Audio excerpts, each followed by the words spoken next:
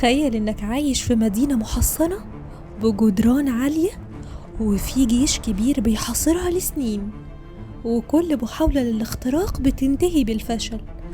وبعد 10 سنين من الحصار بيظهر لك حصان خشبي ضخم وكأنه هدية غريبة من العدو، وكل الناس في المدينة فرحانين ومبسوطين. ولكن في وسط الفرحة في حد بيقولك خلي بالك، مش كل هدية بتكون من القلب. قصة حصان طروادة مش مجرد حكاية قديمة، دي عبرة عن الخداع والذكاء.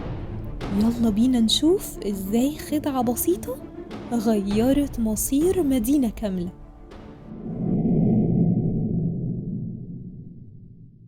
الحرب بدأت لما الأمير الطروادي باريس خطف الأميرة هيلين، واللي كانت زوجة ملك سبارتا مينيلوس.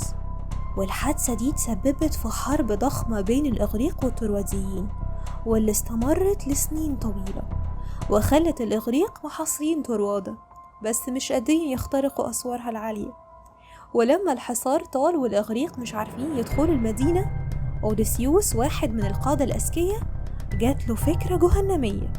اقترح إنهم يبنوا حصان خشبي ضخم ويخبوا فيه مجموعة من المحاربين، وبالفعل بنوا الحصان وسابوه على أبواب طروادة وكأنه هدية للآلهة أو رمز للسلام، وتظاهروا إنهم انسحبوا.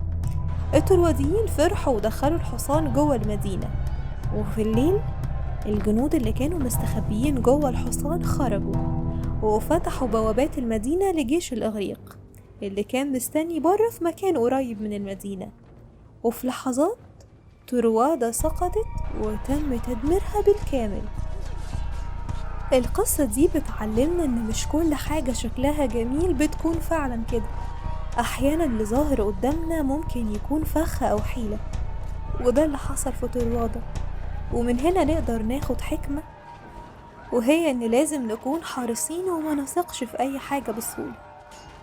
وبكده تكون حكايتنا عن حصان طروادة خلصت، لكن حكايتنا في الكلام على إيه لسه مكملة.